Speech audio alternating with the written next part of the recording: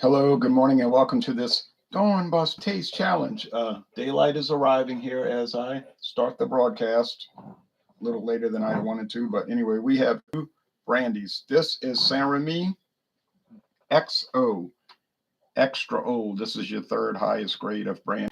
Your basic grade is VS, very smooth, but probably really means very standard. Usually that's 2 years old, 2 to 4.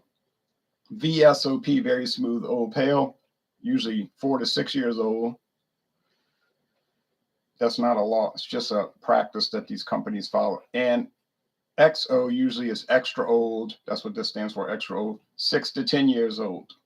But they, brandy, they usually blend in a lot of different ages. So you have to go with the youngest age when you're dealing with liquor, but they don't give an age statement. They just give these classes. Okay, so St-Rémy, the company St-Rémy was started in 1886 by Rémy Martin, and it was not a cognac company. It was a French brandy company. It's one of the divisions of Rémy-Cointreau. You know, Cointreau, they make the orange liqueur. Rémy-Cointreau. All right. With the St-Rémy French brandy is over here, and Rémy Martin is over there, and they don't cross. They're two different subdivisions or companies inside of St-Rémy Cointreau. All right, Rémy-Cointreau. That's just how they run it. Now, there's a big write-up on the back, and I got a website link below, so it's pretty complicated. Brandy imported by Rémy-Cointreau, USA, New York City, New York. Okay. And the legal designation, brandy. Okay. It's got the black bottle, but if you look carefully with the light shining through it, it's dark brown. Looks black, but it's a dark brown bottle. And it comes in a box, and it's $14.99. $14.99. Pretty good, huh? For the XO. You know what?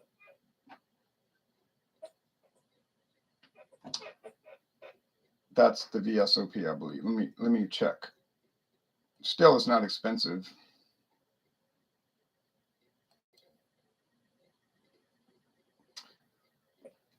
Maybe it's $18 for the XO. $15 for the VSOP. They got that at Walmart all the time. Walmart always has the VSOP. Yeah, the VSOP is $14.99. As soon as I said it, I knew. I drank all. There is no St-Rémy VS. Well, not for the U.S. market. I've never seen that. It could be in France. Okay, here's the competitor. From 2019, this one was introduced, Hervé. VSOP brandy. So this is a lower grade, age 4 to 6 years. It's bottled in Kentucky. We don't know where it's made. It does not say on the label where it's made. It just says bottled in Kentucky by the Founders Company. The original Hervé, Superior Reserve, brandy with natural flavors and caramel color. Oh. BC's Beer Reviews. Oh, BC's Beer Reviews. Good morning to you. BC, Christopher, Cheap and Foodie, good morning, checking in. Oh, thank you. Good morning, thanks for checking in. All right, so we poured it, and it's got the line with the axe. That's the St-Rémy or Rémy Martin thing. I've never had Rémy Martin cognac. I'd like to try it, you know. I probably will try it, but it's just a matter of getting to it. That's enough. All right. All right, French brandy. Once we're finished the French brandies that I have, we'll go and do the Spanish, which is only one, Fundador. I had that Presidente brandy from Mexico. It's really from Spain, but it was the Mexican edition. It was a big disappointment, but then it was only 35% alcohol. It wouldn't even pass the legal muster in the USA. All the Presidente they sell around here is 40%. So I do need to buy.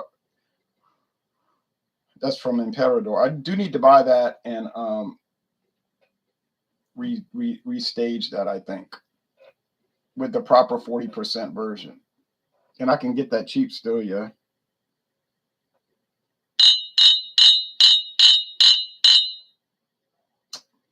Poured a little bit too much. I'm trying to be stingy on them. And I keep over pouring. Not always. Sometimes I get it right. Okay. And the reason I'm trying to be stingy is so I can keep more of it for future taste challenges. Oh, I got a lot of it left. Okay, Hervé. Now, could St-Rémy have caramel color added? It could. They don't say. Does it have natural flavors added? I really don't know. I don't think that's forbidden. If you read their website, which is going to take you a long time because it's very involved, the St-Rémy website is very involved. They'll show you that the grape juice that goes into the barrels, right? The unaged grape distillate, and it's at barrel proof, so it's like 140 proof, but you know, they water it down to 80, but it's clear. There's no color in it. It's just clear liquid. So people ask me, have I ever had white brandy? No, but I know it exists. Just like whiskey before they age it is white lightning, right? Moonshine, clear.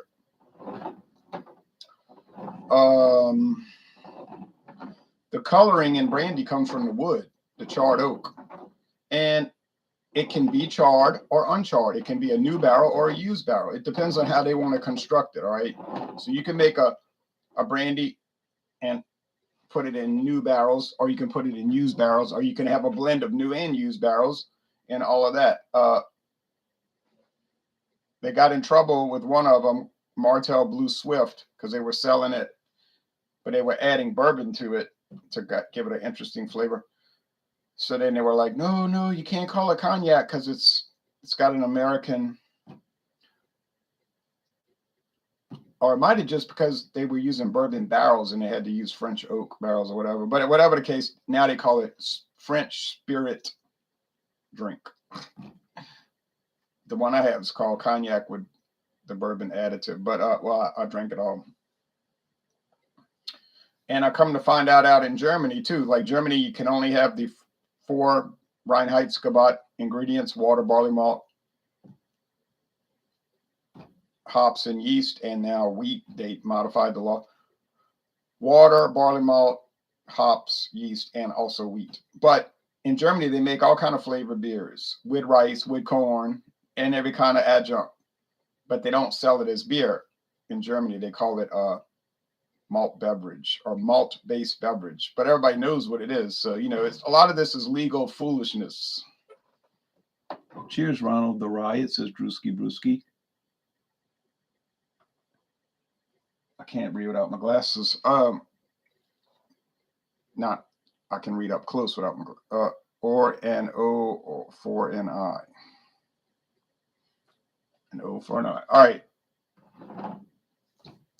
Okay. This will not be a challenge. Believe me, I'm going to guess them right off the bat. I'm telling you right now. The chances of me getting this wrong are 0. 0% chance of getting it wrong. How you like that?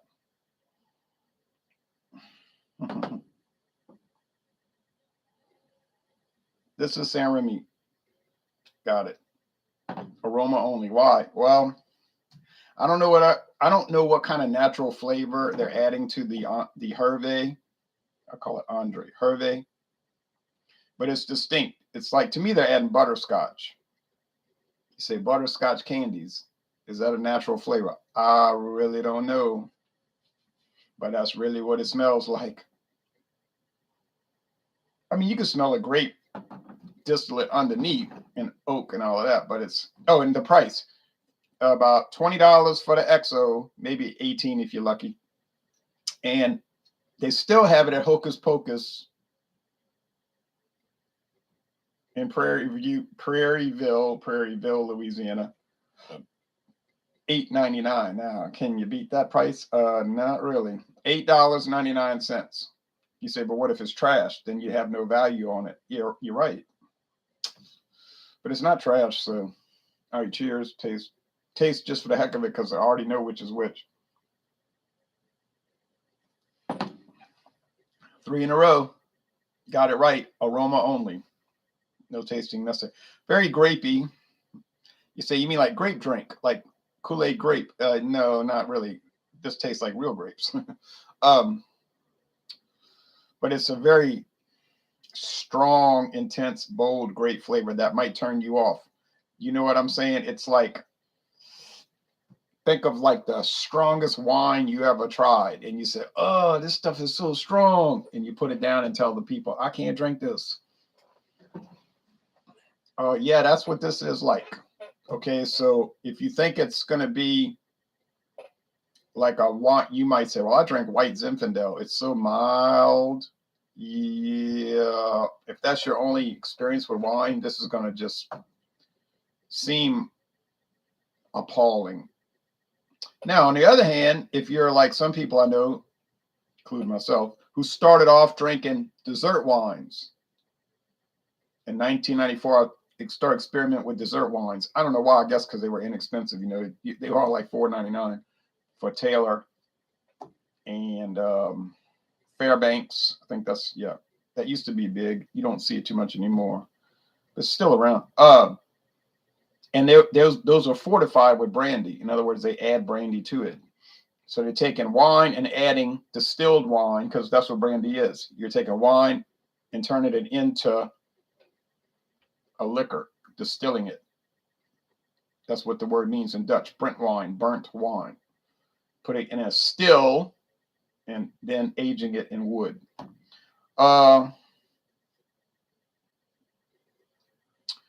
Just like whiskey, you're taking beer, but no hops added. So it's unfinished beer with no hops. And they're turning it into a liquor. So if you're coming from a dessert wine standpoint, this is going to seem more normal to you. If you're coming from table wine, 7 to 14%, unless maybe if you're dealing all the time with Cabernet Sauvignon, this might not throw you so bad. But it's different. If you're a whiskey guy, it's not going to really cross over so well, except for the 40%. You'd be used to that level of alcohol.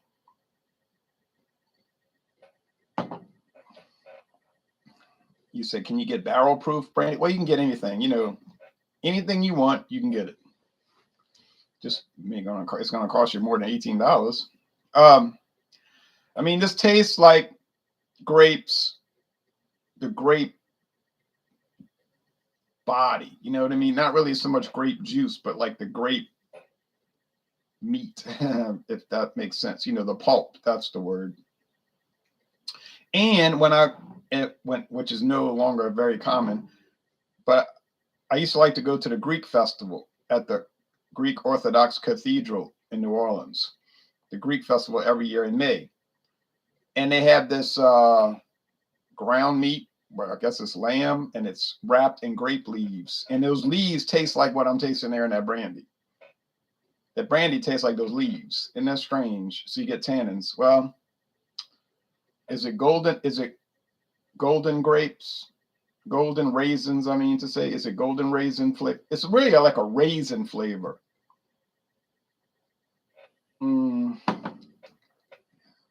Yeah, like golden raisins. Well, and if you pour this out, it looks like golden. All right. Woo! Liam Gillespie says, Coors Light or Bud Light? Well, that's got nothing to do with what we're talking about. All right. Good morning, sir. Never tried cognac or brandy, says Joe Biden Stenchers. Need to expand my libation palate. I agree with that. Drewski Brewski. I drank Christian Brothers for around 5 years. Yeah, Christian Brothers is pretty good. It's kind of rough cut, but it is a VS. The Christian Brothers VSOP is a lot nicer. The Christian Brothers Sacred Bond, bottled and bond, is even nicer, but it's 50% alcohol. So, but that's a dynamite product. But anyway, now Hervé means battle ready in French, ready for battle, and they make the bottle look like armor for a knight. Looked like some medieval armor. They even have this tactile finish down here. It looks like chain mail. So we get it. We get it. We get it. A knight from one of the French Breton provinces. The Bretons, they were like Welsh, Celtics more than French. But that language has died away. Only people that speak is like real old people, you know. It's like French in Louisiana. You never hear anybody speaking it anymore. I mean, I do occasionally, old people, but that's it. All right, so that butterscotch thing, that's a top flavor and aroma. You only get that in the top note. Once you start digging into it, that's all like washed away by grape skins, golden raisins, and that. Now, one thing I'll notice about French brandy, I noticed that French brandy is much more stronger and intense in the flavor. And it might be off-putting to you. Like you might say, blah, blah, blah. How those people over there drink that? In fact, they don't really. Brandy's not popular in France. Cognac, it's just not popular. Only like 2% of their production is consumed in France. The rest of it, 98%, is exported. So there's a big movement in France to get French people to drink brandy, which is from France. You know, they're like, no. They like beer and scotch. Yeah, it's funny. Brandy is really popular in Asia, East Asia, Japan, Korea, Southeast Asia, Vietnam, Cambodia, Myanmar, those kind of places. Burma, Myanmar. And brandy's popular in Mesoamerica. United States, you know, every liquor store sells it, right? So somebody's drinking it. You know, it ain't all going to people doing taste challenges. You know that. You said they're making hot toddies with it. Hot toddies. That's probably true, and it's probably mostly true in the wintertime.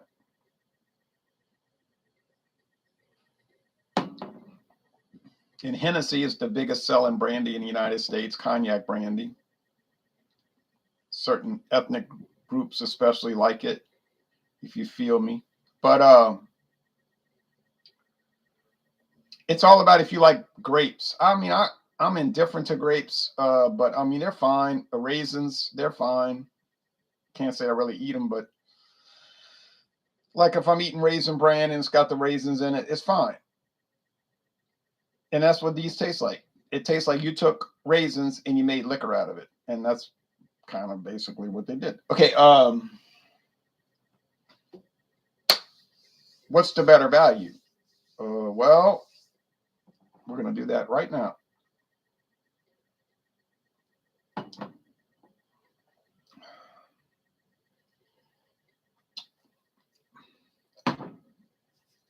You say, well, it's cheating. They added natural flavors and caramel color to make it look darker.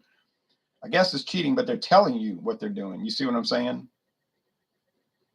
They're not keeping it like a secret. They're saying on the bottle, natural flavors added. It doesn't seem like they're very impactful, except in the initial nose. They fade. And the man told me on the phone, he said, well, we add that. He kept saying they. He works for the company, but he really wasn't saying we. He said they add it because for the lower end products, it kind of takes away the edge, you know, that kind of harshness from it. And that seems to have worked because it's not harsh. I think even though this is only 4 to 6 years old and the other one is 6 to 10 years, I still think you're probably coming out ahead buying the Hervé. It's only $8.99, well, on sale at least, at Hocus Pocus. It was on sale last year. And you can get the big handle for even cheaper per ounce. Incredible.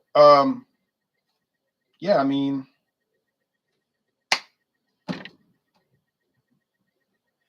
is it as good as the St-Rémy XO? Not quite, but the trade-off is better. See, you may be losing a little quality, and I don't know who makes it. No, we never know who makes this stuff. We know it's bottled by the Founders Company, but who's actually making it? It's probably some big company that's making all the brandy for the United States, basically, and they're just sending it here, there, and everywhere, and adding and taking away whatever they want them to take away from it. That's all I can tell you. I don't really know. I know when I went to Barton 1792 Distillery 5 years ago, the girl on the tour says, most people think this we're all about whiskey, and we are, but she said, you know what most of these barrels in this rick house hold? I said, brandy. She kind of turned quick and looked at me. Right. She said, most of these barrels are aging Paul Masson brandy. Paul Masson from New York. I said, or California, depending on which one you're getting. I said, uh-huh. And then Sazerac ended up buying Paul Masson. So I said, I figured that. I said that to myself. I figured that. She didn't say they made it. No, she didn't say that. She said they were aging it. She said it's a contract they had. Well, now they're aging their own product. Because if you look at the modern, meaning current Paul Masson brandy bottles, it says Sazerac Company. But it used to be Constellation Brands, but that company kind of went down the tube, so they started shedding their assets, which is not my problem. All right. So I would say the winner today, with all things considered, would be the Hervé. Because you're saving a good amount of money per bottle, and you're not really losing a lot on flavor. So you get two benefits. You're saving a good amount per bottle, and your step down on flavor is after you're drinking it every day, you know, whatever, it's like nothing. You know, you haven't lost anything really. I mean, you have, but then you haven't. All right. Was there a time when brandy was more in vogue? Says Jeep and Foodie. Yeah. Maybe in the 1800s. It is in vogue in like the hip hop community. Like it depends on what set of people you're running with. When I went to Memphis, Tennessee 3 years ago to watch Tulane get beat, I think the University of Memphis and Tulane had made a deal where they take turns beating each other. They say, well, you beat us in the odd number years and we'll beat you during the even number years, something like that. All right. But at the stadium, I saw people had snuck in liquor and they were drinking Paul Masson brandy. So in that group of people, it is in vogue. When I went to that particular liquor store in Houston, Texas, brandy was a big thing. So it just depends. Now, around here, around where I live in Louisiana, yeah, it's big. Like Hennessy is huge. Crown Royal and Hennessy. Now you say, who drinks Crown Royal and Hennessy? If you think about it long enough, you figure it out. But it'll make sense. So, but in America at large, what's in vogue? Bourbon and vodka, right? So in America at large, everybody, the cool people drink vodka or bourbon. Okay. And in England, it's gin. The cool people drink gin. You say, but in America, the cool women drink gin. Yeah, I know. But, you know, so you got to break it all down. All right. I have okay. So that's it for this video. But yeah, there was a time in the United States. Yes. But like I say, it might have been the 1890s. I have I'm talking about for the country at large. I have an unopened bottle of Hennessy from 1979. Whoa, is it still drinkable or should I dump it? I need an expert opinion, says Liam. I would drink it because I had an unopened bottle of brandy, cognac brandy from 1954. My neighbor gave it to me. She bought it at an estate sale. Unopened bottle, 1954. Still had the little tag on the neck. They used to wrap it. You could tell it was unopened because the tag wouldn't be broken. The tax stamp. It's perfect, you know. Except the cork was rotted, so it broke. So we had to take the cork out and then drain the cognac back through a coffee filter back into the bottle through a funnel, which got all the, you know, the coffee filter caught the cork, and so now it's clean. Yeah, it's not like beer that goes bad after a few months or a year. Liquor, it could be, you didn't see that news report a few years ago that they had a bottle of Courvoisier from 1812 unopened, and they sold it for millions of dollars, like the oldest. And it wasn't tainted, you know. It was sold for millions of dollars. Napoleon used to give his troops free Courvoisier brandy. That's why Courvoisier always shows Napoleon on the label. Didn't do him any good though, did it? All right, you're almost always better off buying us 1.75 liter. You're right. It's always cheaper per ounce. Now that's if you're going to drink it. If you know you like the product, say, well, I like it and I'm not going to waste it. Yeah, buy the big bottle. I did that with Johnny Walker Red. I knew I was going to drink it. I did that with Crown Royal. I wasn't going to waste Crown Royal. So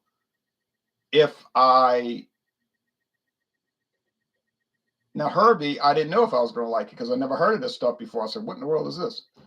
I could tell by looking at the bottle who made it. You know, I read the label, so I know who's making this, whatever alias name they want to use this week. I said, but maybe it's bad. So I only bought the regular, $8.99. He said, but that's cheap. I know. I could have got it even cheaper, getting the 1.75. Try adding some brandy to a glass of Cabernet Sauvignon. You mean do your own infusion? Well, that could be a very interesting experiment. In fact, I have some Cabernet Sauvignon, and I could do it, but I guess I won't, but I could. Okay, y'all. Well, that's it. So tomorrow, Friday, I've got a taste challenge coming up, and it's going to be Hervé versus another French brandy, which I believe is Ciroc VS. It'd probably be similar to what you just watched, so you could skip it if you don't want to waste time seeing a challenge that's not challenging. And secondly, tomorrow evening, or afternoon, depending where you live, we're going to do Fandango Friday with liquors and or liqueurs. I'm going to do a liqueur. I got a liqueur and I got a great deal on it.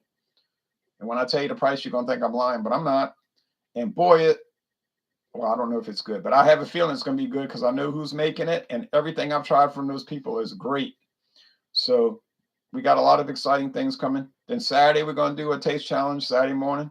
Sunday morning, God willing. I've already taken care of Monday. That was done. So that's off the table.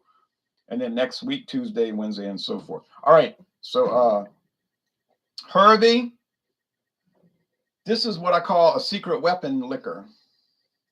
This is one of those secret weapon liquors.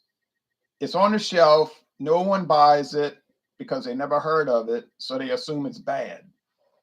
See what I'm saying? There's a lot of these out there of any type: whiskey, rum, tequila, in this case, brandy. And they never heard of it, so they won't even try it. Could be like peanut butter. Well, I never heard of that brand. It's probably bad. That's the automatic default thinking of American people. There's a peanut butter brand. I never heard of it, therefore it's bad. But you don't know that because you didn't try it. And that's the kind of mentality I deal with every day almost of my life. Try adding some brandy to, or fortify your own wine. Yeah, right. You can make your own dessert wine, in a theoretical sense. All right. Thanks for watching, everybody. Y'all take care now.